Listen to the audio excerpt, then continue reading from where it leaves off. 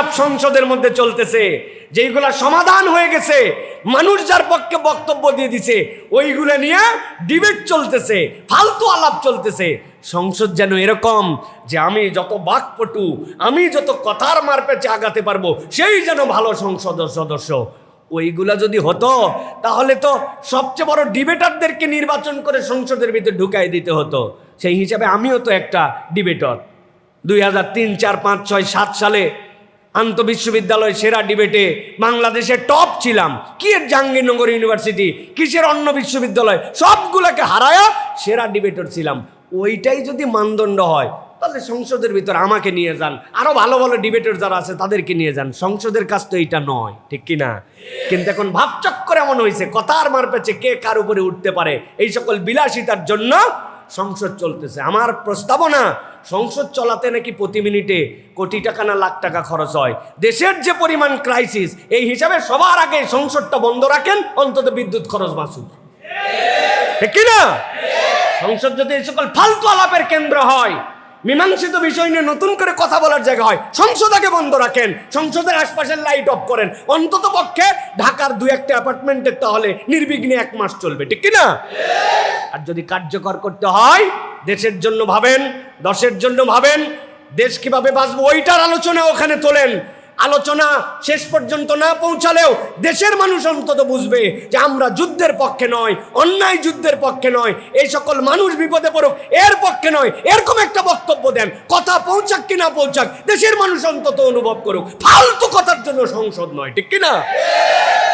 উনি একটা কথার খেলা দিচ্ছে, তার পিছিয়ে ইনি একটা কথার খেলা দিচ্ছে। বাকিরা চাপড়াচ্ছে, টেবিল চাপড়াতে হলে বাড়ির যায় টাপটাও, ওই জায়গায় একত্র হচ্ছে, চাপড়ানোর দরকার নাই, ঠিক কিনা? ওখানে টেবিল চাপড়ানো ওয়াজ করার জন্য আসছে নাকি? প্রিয় ভাইয়েরা, বলার উদ্দেশ্য কি, একদল লোকের মধ্যে থাকতে হবে যে সতের পক্ষে কথা বলবে, ন্যায়ের পক্ষে কথা বলবে। আমার এই কথাও কিন্তু অনেকের গায়ে লাগবে, মনে হয় সরকারের বিপক্ষে বলতেছে। ভাই, সরকারের বিপক্ষে বা বিপক্ষে নয়, বিগত 15 বছর হকের পক্ষে, অন্যায়ের বিপক্ষে আমরা কথা বলছি, ঠিক কিনা? এখন তো বলার লোক নাই, এখন ধরে কে? এখন যে ধরবে সেই ঝামেলায় পড়বে। যেই সময় ধরার লোক ছিল ওই সময় আমরা হকের পক্ষে কথা বলেছি, এটা নতুন কোনো কথা নয়। আপনারা সাক্ষী আছেন না প্রিয় ভাইয়েরা? আল্লাহ রাব্বুল আমিন আমাদেরকে বোঝার তৌফিক দান করুন। 6টা আয়াতে কারিমা থেকে আল্লাহ রাব্বুল আলামিন সফল ব্যক্তিদের যে 10টা গুণাগুণ তুলে ধরেছেন, যে এই কাজগুলির উপর তুমি থাকলে ইনশাআল্লাহ ওই দিন যাওয়ার পরে জাহান্নাম থেকে মুক্তির ঘোষণাটা তোমার নসিবে জুটবে। জাস্ট বোঝার চেষ্টা করেন। আপনি যখন ক্লাসে উপস্থিত হন, আপনি যখন স্যারের লেকচারগুলো শোনেন, ন্যূনতম পড়ালেখা করেন, হয়তো ক্লাসের সবাই ফার্স্ট বয় হবে না, সেকেন্ড বয় হবে না, কিন্তু পাস মার্ক অন্তত পক্ষে এই ক্লাসটা পার করে নেক্সট ক্লাসে ওঠার মতো একটা ন্যূনতম যে যোগ্যতা, ওই যোগ্যতাটার নামই হচ্ছে যে সেই ব্যক্তিটা ট্র্যাকে আছে, লাইন মতো আছে, কথা নাই, বার্তা নাই, পড়া নাই, শোনা নাই, স্কুল নাই, ক্লাস নাই, পরিচয় নাই, ইনকোর্স নাই, টিউটোরিয়াল নাই, হঠাৎ করে পরীক্ষায় বসছে। সে তো চোখের মধ্যে সরষা ফুল না, চোখের মধ্যে যে সূর্যমুখী ফুল দেখবে, ঠিক না ভাই? সরষা ফুল তো ছোট ছোট, সে সূর্যমুখী ফুল দেখবে যে কিছুই দেখি না আমি। এখন আমরাও যদি এরকম মনে করি যে যাক মোটামুটি দুনিয়ার জীবন যাপন করতেছি, মরে নেই, তারপরে দেখা যাবে। এই মরে নেওয়ার পর আর কিচ্ছু দেখার সুযোগ থাকবে না। যা করার, যা দেখার, এখান থেকেই আমাকে দেখে যেতে হবে। এবং সবচেয়ে ভয়ঙ্কর বিষয় হচ্ছে যে মৃত্যু আমাদেরকে ঘোষণা দিয়ে আসবে না, যখন তখন আমাদের জন্য মৃত্যু হয়ে যেতে পারে।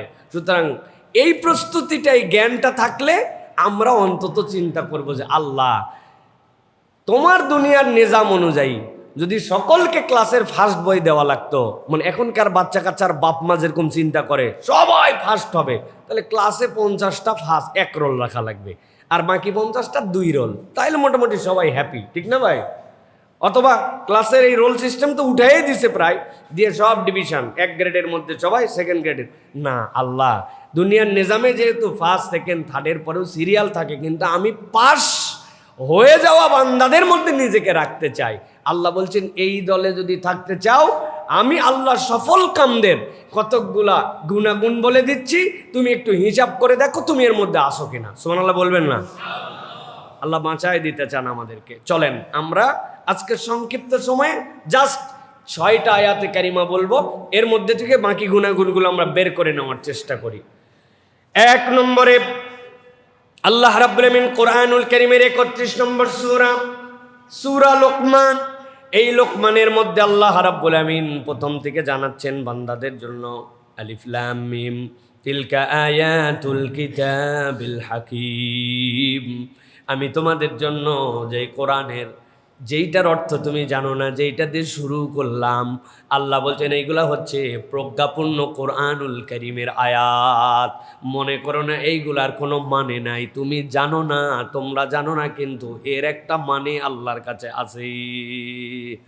আল্লাহ রাব্বুল আমিন বলছেন, আমি আল্লাহ রাব্বুল আমিন যেই কোরআন তোমাদেরকে দিলাম, যেই আয়াত তোমাদেরকে দিলাম, যেই কিতাবের বুঝ দিয়ে তোমাদেরকে বললাম প্রজ্ঞাময় কোরআন, আল্লাহ বলছেন এটা কি জন্য তোমাদেরকে দিলাম জানো নাকি?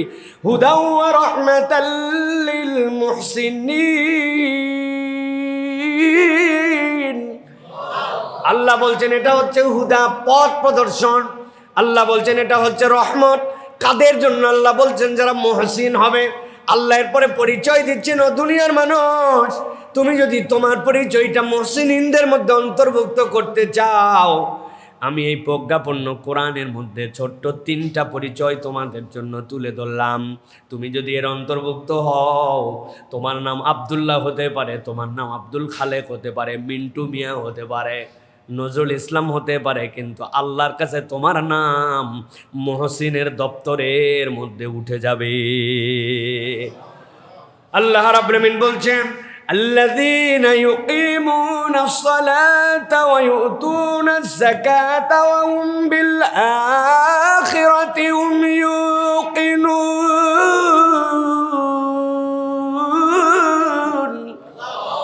আল্লাহ বলছেন 1 নম্বর, তুমি যদি তোমার তালিকাটা ঠিক করে নিতে চাও, সফল কাম তুমি হবা। অফিসে কোন পদ তোমার হবে, অফিসের তুমি সিনিয়র অফিসার না জুনিয়র অফিসার সেটা পরে দেখা যাবে, আগে দপ্তর বন্টন করা হোক। তুমি দপ্তরের মধ্যে আসো কিনা, রেজিস্টারের মধ্যে তোমার নাম উঠছে কিনা। আল্লাহ বলছেন তুমি সফল হতে চাইলে আগে তোমাকে মুহসিনের মধ্যে নাম উঠানো লাগবে। আর তুমি যদি মুহসিনদের মধ্যে অন্তর্ভুক্ত হতে চাও, মাস্ট তুমি যেরকম মানুষই হও না কেন, ন্যূনতম তোমার মধ্যে 3টা যোগ্যতা অর্জন করা লাগবে। 1 নম্বরে আল্লাযীনা ইউকিমুনাস সালাহ। বান্দা তোমার কোনো পরিচয় থাকবে না, 1 নম্বর পরিচয় হবে তুমি দুনিয়ায় যে অবস্থায় থাকো না কেন, তুমি সালাত আদায়কারী, সালাত কায়েমকারীদের দপ্তরে তোমার থাকা লাগবে।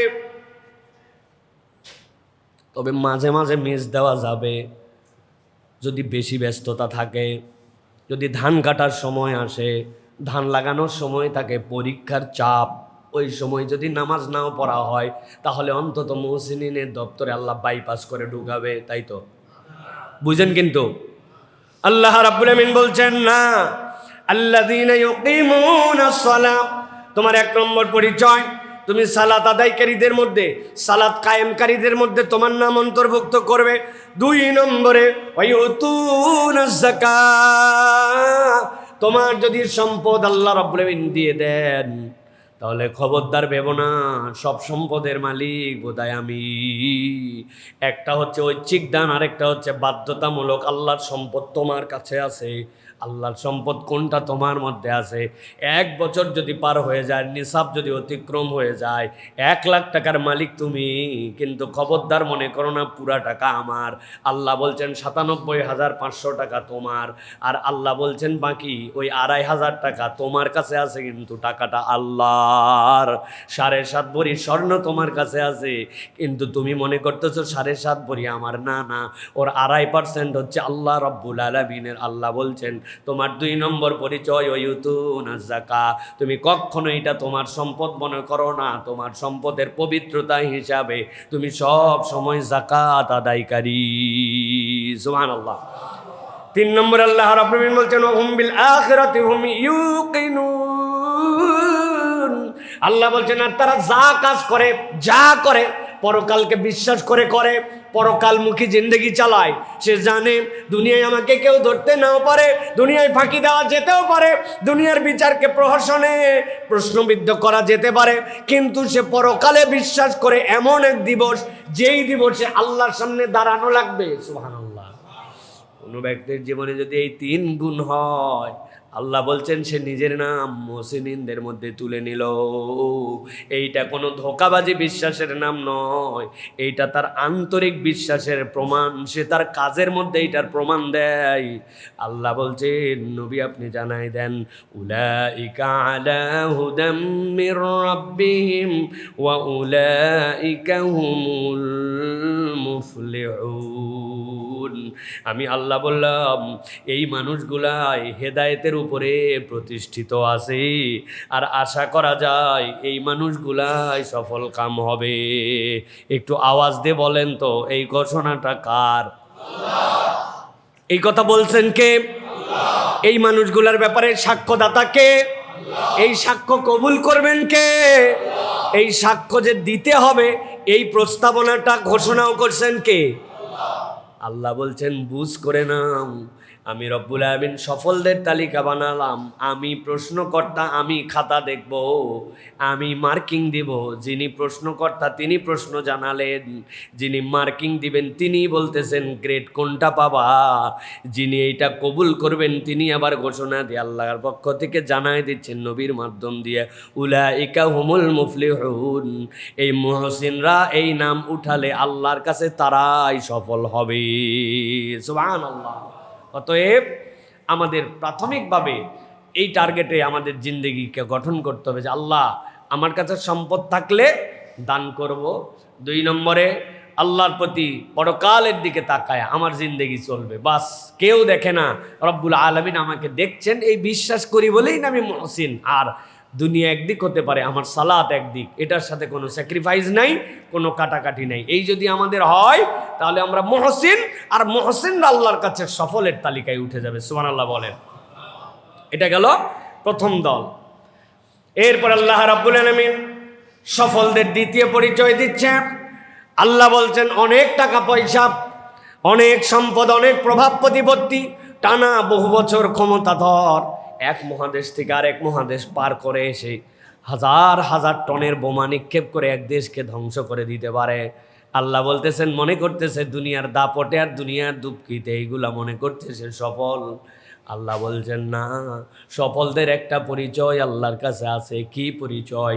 আল্লাহ বলছেন ওই মানুষগুলাই সফল যারা আল্লাহর ঘোষণা অনুযায়ী সূরা আলে ইমরানের মধ্যে আল্লাহ বলছেন যারা মানুষকে নিজের খাইয়ে নিজের পড়েই অপরকে কল্যাণের দিকে আহ্বান করে, এই মানুষগুলা আল্লাহর কাছে সফল। সুবহানাল্লাহ।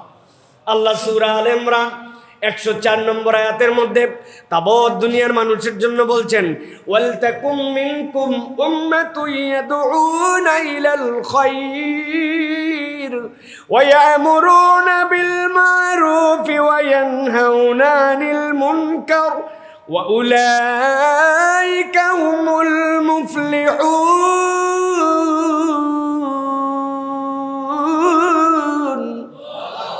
আল্লাহ বলছেন ও দুনিয়ার মানুষ, আমি আল্লাহ আশা করি তোমাদের মধ্যে এমন কতগুলা লোক হবে, ওয়াল তাকুম মিনকুম উম্মাহ, ছোট্ট ছোট্ট দল হয়ে যাবে তোমাদের মধ্যে, যেই মানুষগুলার দুনিয়া লাগবে, রুজি লাগবে, ওই মানুষগুলারও টার্গেট আছে তার একটা বড় বাড়ি হলে সুন্দর হয়, ওই মানুষেরও টার্গেট আছে মাঠে যদি তার 100 বিঘা জমি থাকে ভালো হয়, ওই মানুষেরও টার্গেট আছে ব্যাংকের মধ্যে যদি তার বেশ কিছু রিজার্ভ থাকে তার ভালো হয়। এইগুলা কোনোটাই যদি আল্লাহর তরিকায় আল্লাহর পদ্ধতির বাহিরে না যায় আল্লাহ কোনোটাই নিরুৎসাহিত করেন নাই। আল্লাহ এগুলা রাখতে বলেছেন, কোনো সমস্যা নাই। কিন্তু আল্লাহ বলছেন এর বাহিরেও একটা গোষ্ঠীর মনটা এরকম হবে, তোমাদের মধ্যে থেকে একদল লোক আল্লাহর জন্য এরকম নিবেদিত হয়ে যাবে। ওয়াল তাকুম মিনকুম উম্মাতুন ইয়াদউনা ইলাল খায়র, তাদের নিজের খাওয়া নিজের পড়া, কিন্তু গরজটা তাদের দিলের মধ্যে আল্লাহ ঢুকাই দিয়েছেন। তারা মানুষকে কল্যাণের দিকে ডাকে। আর ওই মানুষগুলার ডাকার দুইটা পার্ট থাকে। এক নম্বর হচ্ছে তা'মুরুনা বিল মা'রুফ, মানুষকে সৎ কাজের আদেশ দেয়। কেবল সৎ কাজের আদেশ দিয়ে থেমে যায় না। আল্লাহ রাব্বুল আলামিন বলছেন ওয়া ইয়ানহাউনা আনিল মুনকার, তারা রিস্ক নেয়, তারা চিন্তা করে এইটার থেকে যদি আমরা মানুষকে ফিরাই, অনেক কথা বলবে, অনেক মানুষ বলবে তোমার কি তাতে, তোমার এত গরজ কেন, কিন্তু এরকম মনে করে না। তারা নিজের গরজে মনে করে খারাপকে থামাতে হবে, ঠেকাতে হবে, প্রতিহত করতে হবে, এর বিপক্ষে বুক চিতায় দাঁড়ায় যায়। প্রয়োজনে তার জীবন দিয়ে দিতে পারে, শহীদ হয়ে যেতে পারে। কিন্তু আল্লাহ বলছেন একদল লোক এরকম জানবাজ যদি দাঁড়ায় যায়, নবী আপনি জানাই দিয়ে রাখেন তাদের হয়তো এই দুনিয়ার বুকে সফলতাটা দেখা যাবে না, অথবা সফলতাটা হয়তো তারা নিজেরাও দেখে নাও যেতে পারে। কিন্তু তার মধ্যে যদি এই গুণ থাকে, মানুষকে সৎ কাজের দিকে ডাকা, সৎ কাজের আদেশ দেওয়া, অন্যায় থেকে ফিরানো, আল্লাহ বলছেন আপনি জানাই দেন উলাইকা হুমুল মুফলিহুন। দুনিয়ার কাছে তার কি পরিচয় জানার দরকার নাই, আমি আল্লাহর কাছে এসে সফল কাম। সুবহানাল্লাহ, উলাইকা হুমুল মুফলিহুন। এই দলের লোকের এখন সবচেয়ে অভাব, ঠিক কিনা? নিজে বাঁচলে বাপের নাম, আমাদের মুখস্থ হয়ে গেছে এইটা, ঠিক না?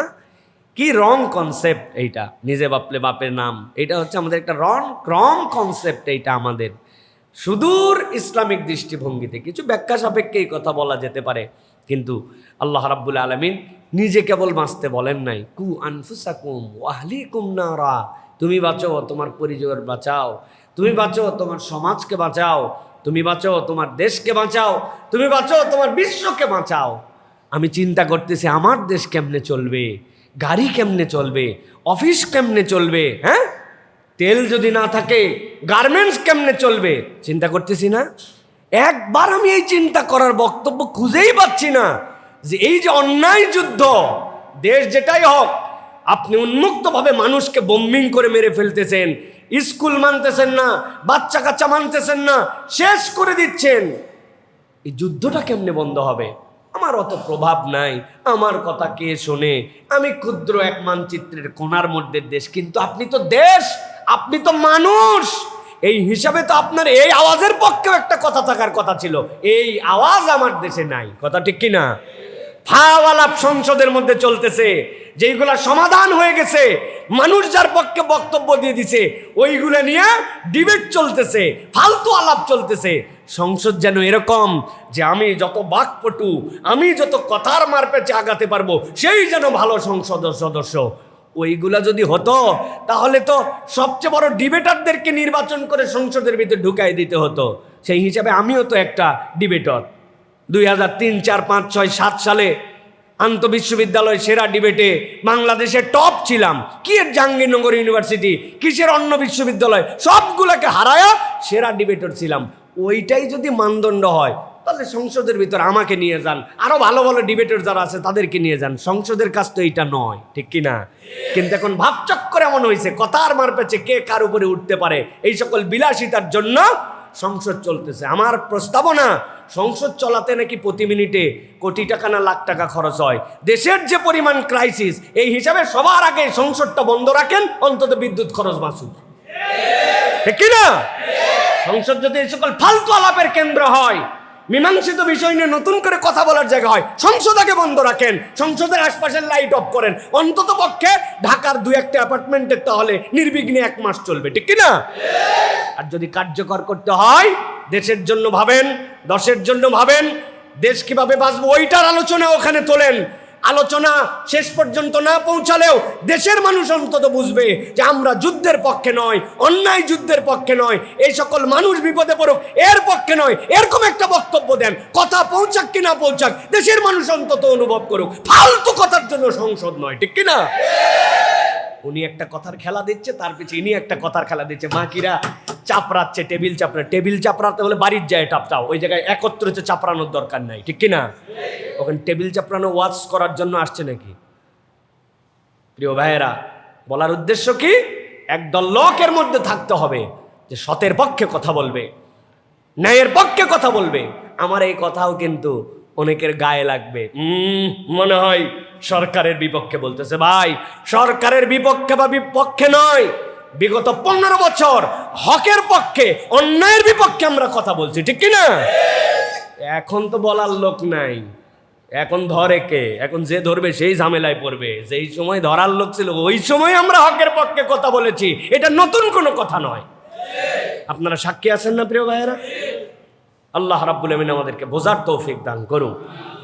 প্রিয় ভাইয়েরা, অতএব দুনিয়া একদিক হয়ে যেতে পারে, আমার টার্গেট থাকবে আমি কল্যাণের দিকে মানুষকে ডাকবো, সৎ কাজের আদেশ দিব, সাধ্যের মধ্যে অন্যায় থেকে মানুষকে ফেরানোর জন্য চেষ্টা করব।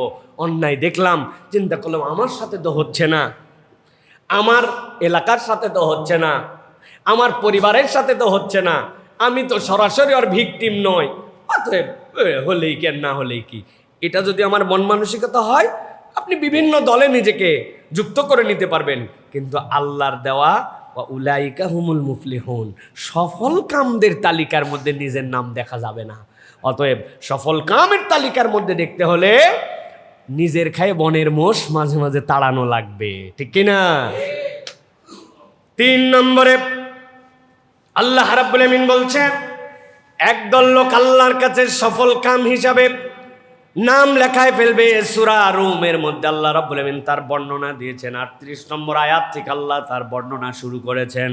আল্লাহ বলছেন, কারা তারা জানো নাকি? যেই মানুষগুলো আল্লাহ রাব্বুল আমিনের কাছে সফল কামের তালিকায় উঠে যাবে। আল্লাহ রাব্বুল আমিন বলছেন, ফাআতি যাল কুরবা হাক্কাহু ওয়াল মিসকিনা ওয়াবনাস সাবিল যালিকা খায়রুল লিল্লাযীনা ইউরিদুনা ওয়াজহাল্লাহ যালিকা খায়রুল লিল্লাযীনা ইউরিদুনা ওয়াজহাল্লাহি উলাইকা হুমুল মুফলিহুন।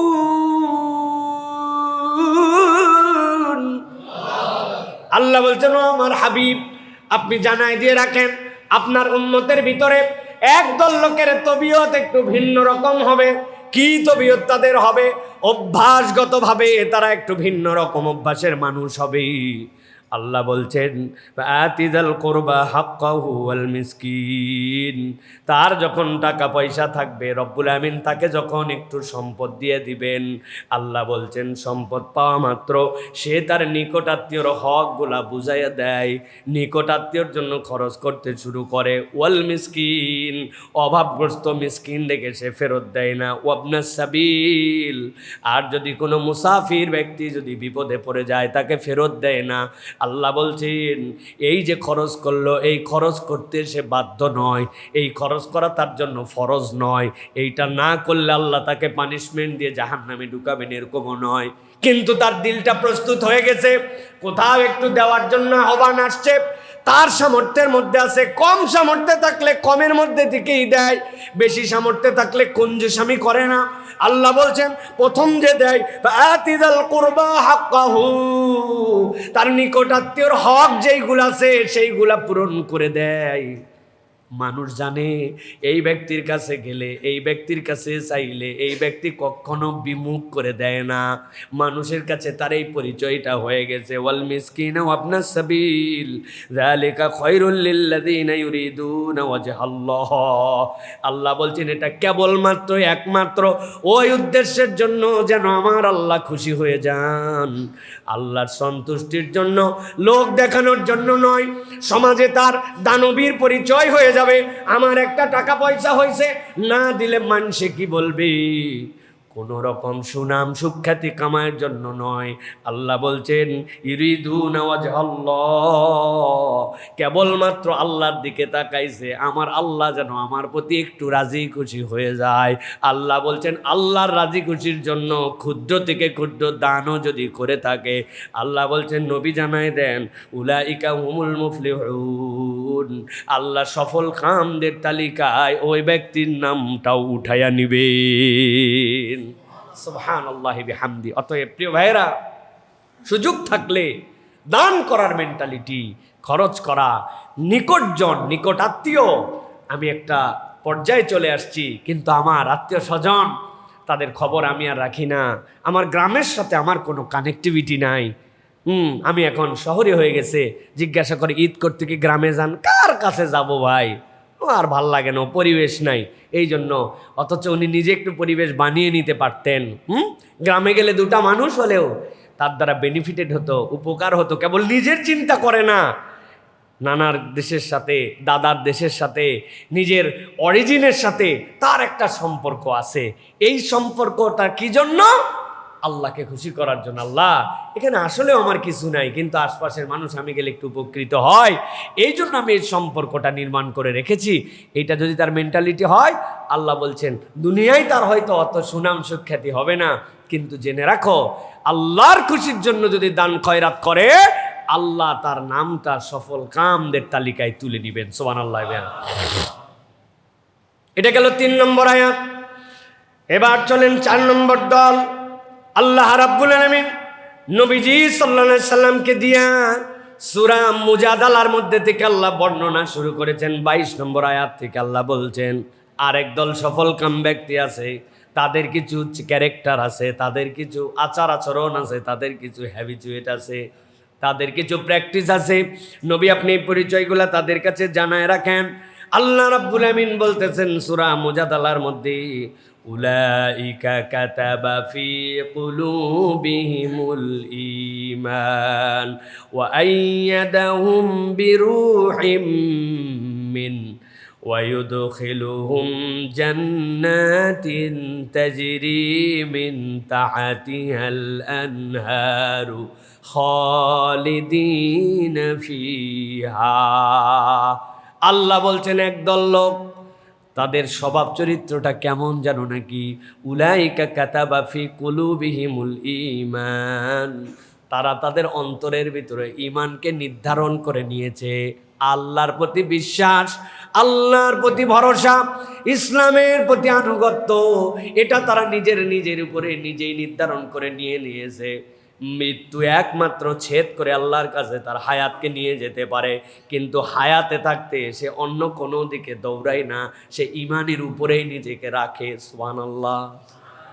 কত প্রতিকূল পরিবেশ হয়, কত ধরনের সমস্যার সম্মুখীন হয়, কত ধরনের অফার তার সামনে চলে আসে, কিন্তু আল্লাহ বলছেন কোনো অফার সে গ্রহণ করে না। সে ঈমানের কষ্টি পাথরটাকে সামনে রাখে। আমার আল্লাহ আমার ঈমান এটাকে পছন্দ করে কিনা, আল্লাহ এবং তার ঈমানের উপরে নিজেকে রাখে। আল্লাহ বলছেন ওয়া আইয়াদাহুম বিরূহিম মিনহু, আর তারা এর উপরে তাদের অন্তরকে শক্তিশালী করে ফেলেছে। এই দিক থেকে তাদেরকে কেউ অন্য দিকে নিতে পারে না। আর তো সাহাবিওয়ালা ক্যারেক্টারের কথা এখানে বর্ণনা করেছেন। ওই সাহাবিকে উঠানো হয়েছে অঙ্গারের উপরে, জিজ্ঞাসা করা হয়েছে তুমি কি ঈমান আনছো না আনো নাই? তুমি যদি বলো আমি ঈমান থেকে সরে যাব, তাহলে তোমার জন্য আযাবকে দূর করে দেওয়া হবে। এত কষ্ট পাইছেন, কষ্ট পাই মুখে মুখে বলছেন সরে গেলাম, কিন্তু দিলের মধ্যেই কথা তাসির তার লেগে গেছে যে মুখের কথাও তো বললাম। আল্লাহ নবীর কাছে দৌড়াই গেছেন, ইয়া রাসূলুল্লাহ, পরিবেশের কারণে এরকম কথা বলেছি, কিন্তু আমার অন্তর তো রব্বুল আলামিনের দিকেই আছে, আমি তো পরিবর্তন হয় নাই। আল্লাহ নবী বলেন কোনো সমস্যা নাই। আল্লাহর পক্ষ থেকে আয়াতে কারিমাও চলে আসলো, এদের অন্তরটা দ্বীনের উপরে স্থায়ী হয়ে গেছে। মুখের কথাই তখন কি বাজায় আসে, ওইটা তার মনের কথা নয়, ওইটা পরিস্থিতির কারণের কথা।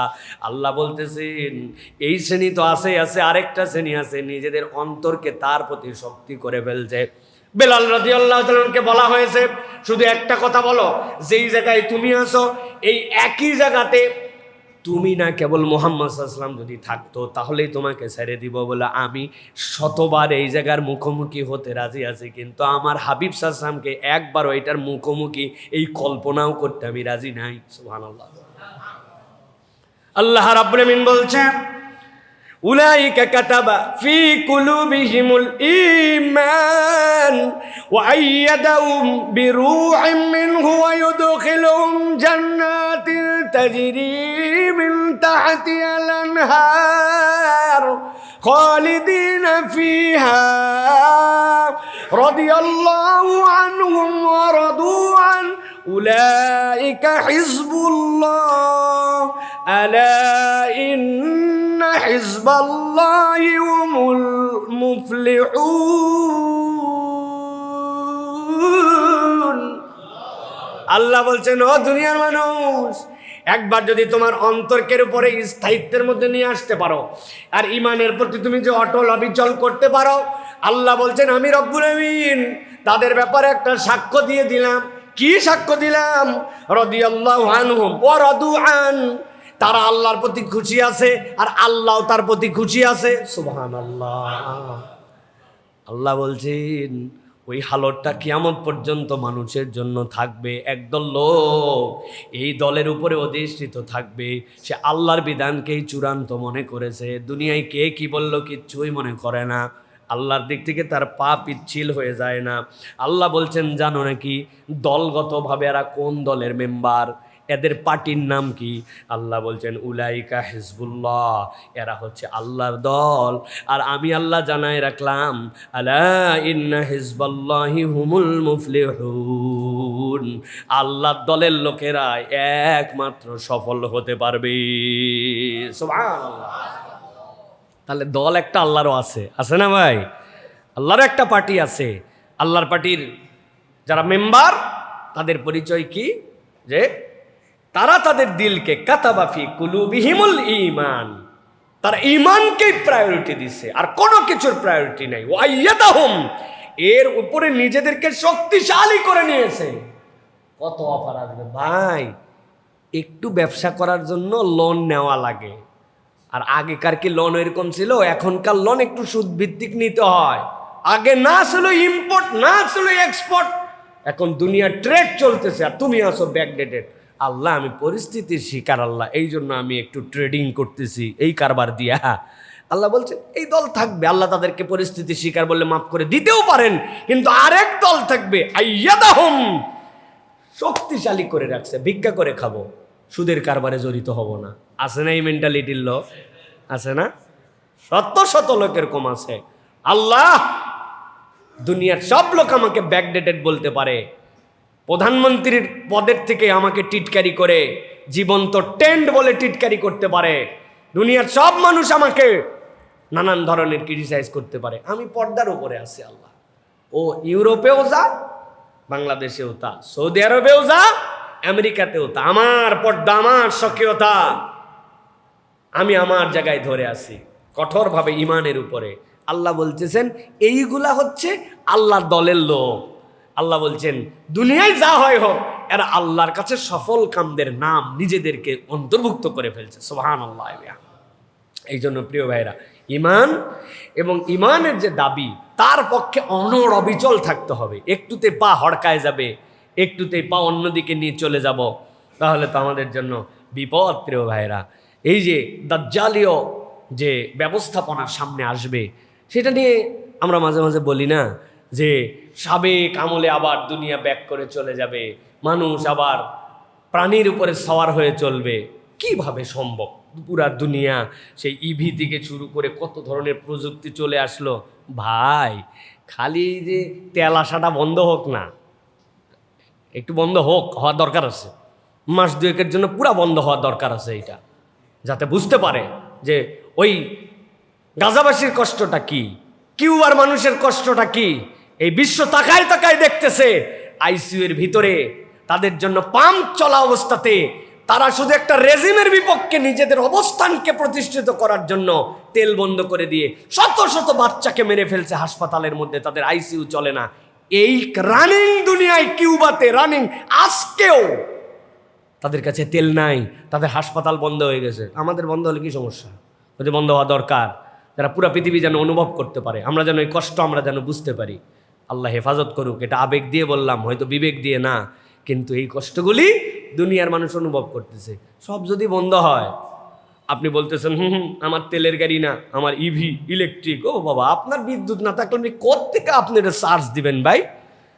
চিন্তা করতেছেন গ্যাস লাগবে না, রাইস কুকার, রাইস কুকারে খাওয়া লাগবে না, খড়ি খোঁজা লাগবে আপনার। রাইস কুকার তো চলে বিদ্যুৎ দিয়া, বিদ্যুৎ নাই তো আপনি রাইস কুকার করতে চলাবেন? আপনি গাড়ি ঘোড়া সবগুলো জায়গায় পড়ে থাকবে।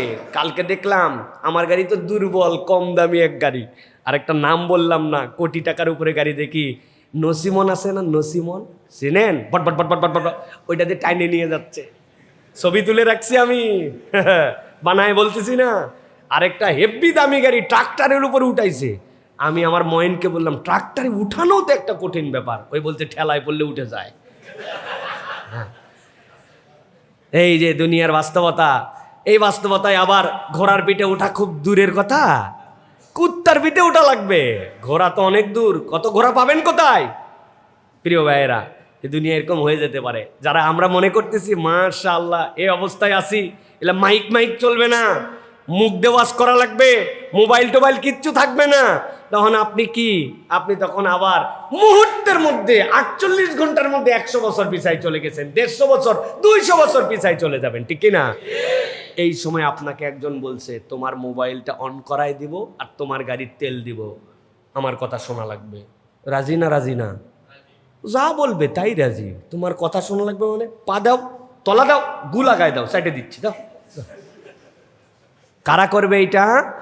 যারা ইমানের উপরে যারা অবিচল থাকতে পারবে না, এই সময়ও যারা সুপরিস্থিতিতে, পজিটিভ পরিস্থিতিতেও যারা আল্লাহর দিকে থাকবে না, ওই সময় ওই মানুষের ইমান রাখতে পারবে না। এটাই বাস্তবতা, ঠিক কিনা?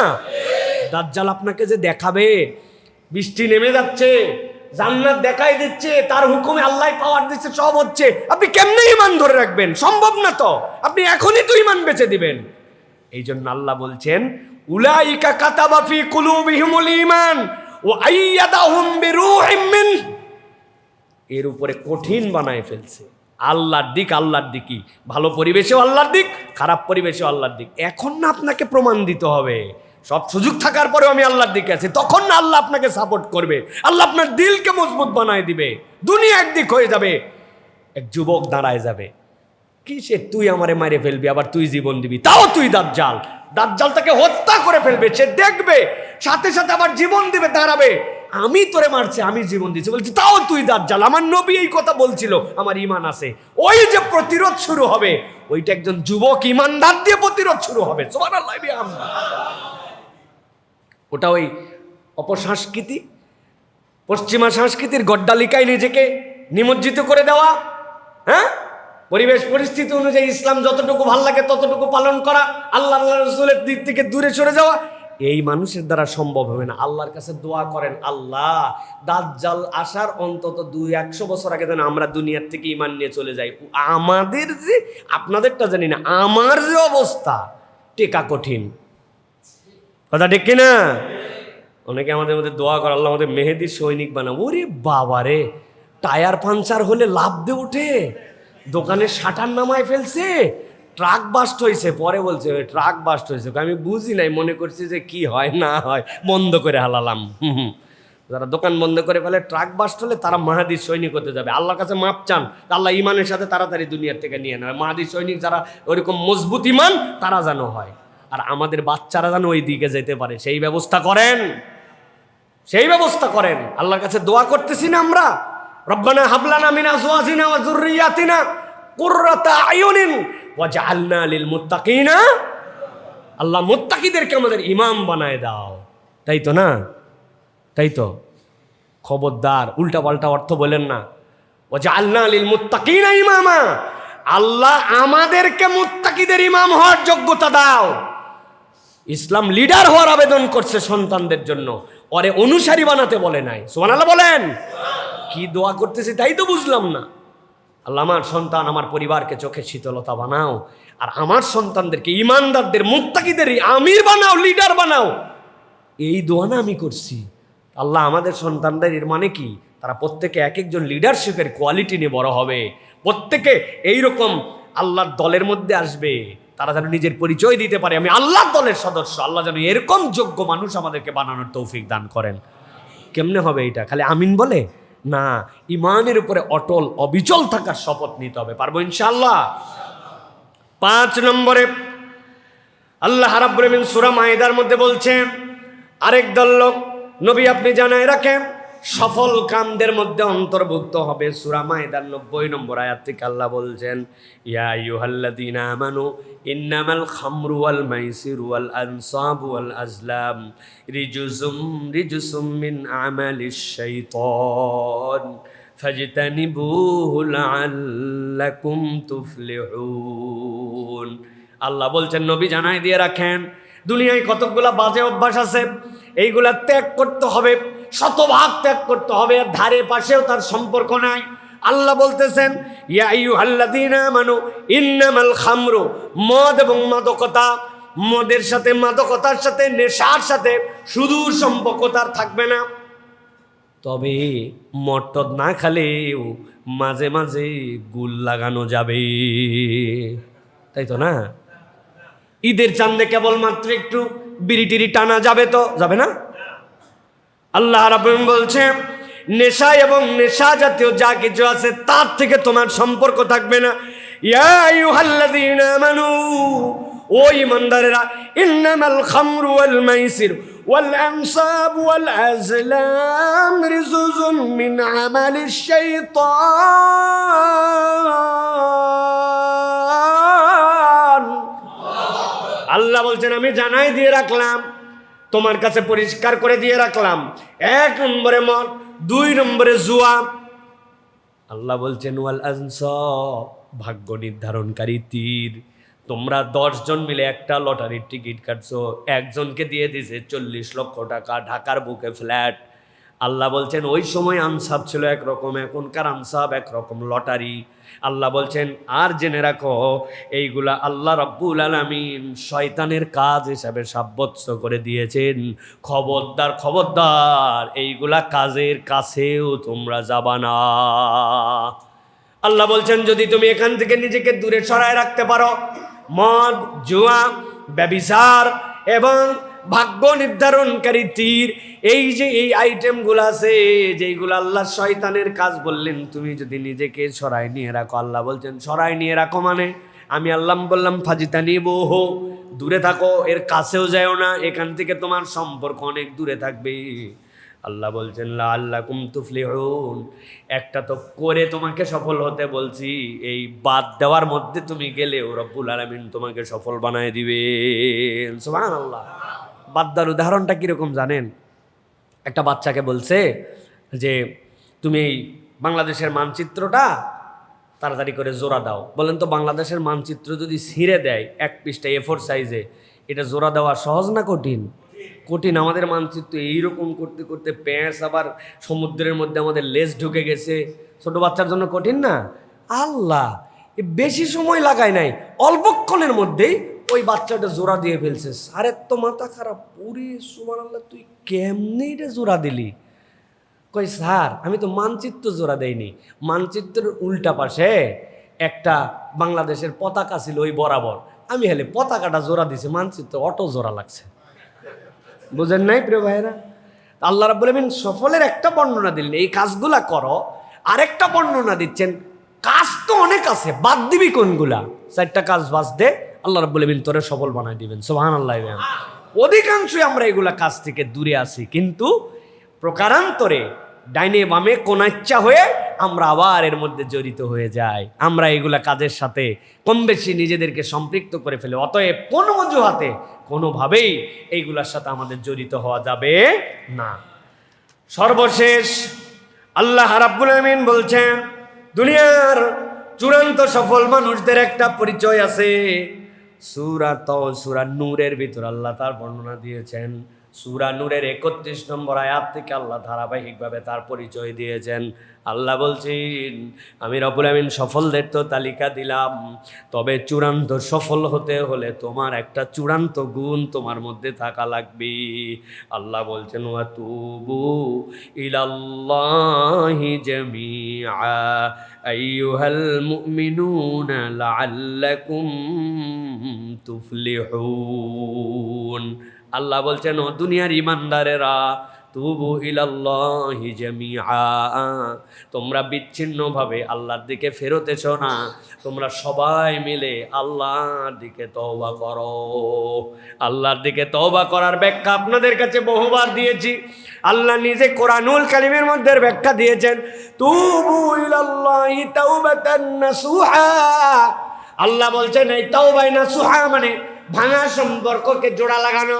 ব্যাখ্যা পড়ে দেখবেন তাফসীরের মধ্যে আমাদের মুফাসসিররা ব্যাখ্যা করেছেন, এটা যদি নাসাহাতুন থেকে আসে আর যদি নাসাহাতুন থেকে আসে তার অর্থ কি হবে? পচা কাপড় দিয়া আপনার আম্মা, আপনার আমার নানি দাদিরা নাতিদের জন্য কাঁথা বানাইছিল, যেই কাপড় টান দিলে পরপর করে ছিঁড়ে যায়। কিন্তু যখন 3 তবকায় এক জায়গায় করে ছোট ছোট সেলাই দিয়েছে, 6 মাস বাচ্চা প্রস্রাব পায়খানা করে, ওই কাঁথা ছিঁড়ে না, ঠিক কিনা? আল্লাহ বলছেন তোর সম্পর্ক আল্লাহর সাথে ভেঙে গিয়েছিল, কিন্তু আবার জোড়া লাগা, একাই না, সব মুসলমান মিলে ভাঙা সম্পর্ক আল্লাহর দিকে জোড়া লাগাও। আর নাসাহা মানে আল্লাহ রাব্বুল আমিন বলছেন তুমি তোমাকে পাকা করে ফেলো, ঝালাই করে ফেলো। সোনা গোলায় যেরকম মূল জায়গায় ফেরত আসে, আবার তোমার পাপ, পঙ্কিলতা, অতীতের জীবন, পূর্বের ভুল, ইচ্ছায় অনিচ্ছায় সবগুলার থেকে তওবা করে আল্লাহর কাছে চলে আসো। আল্লাহ বলছেন সব মানুষ সব গুণে গুণান্বিত হতে পারবে না, কিন্তু ইমানদারেরা যদি আল্লাহর কাছে একবার ফেরত আসে আর নিজেকে একবার যদি আল্লাহর কাছে রুজু করে দেয়, আল্লাহ বলছেন আইয়ুহাল মুমিনুন লাআল্লাকুম তুফলিহুন, আশা করা যায় এই তওবা তোমাকে সফল বানায় দিবে। সুবহানাল্লাহ।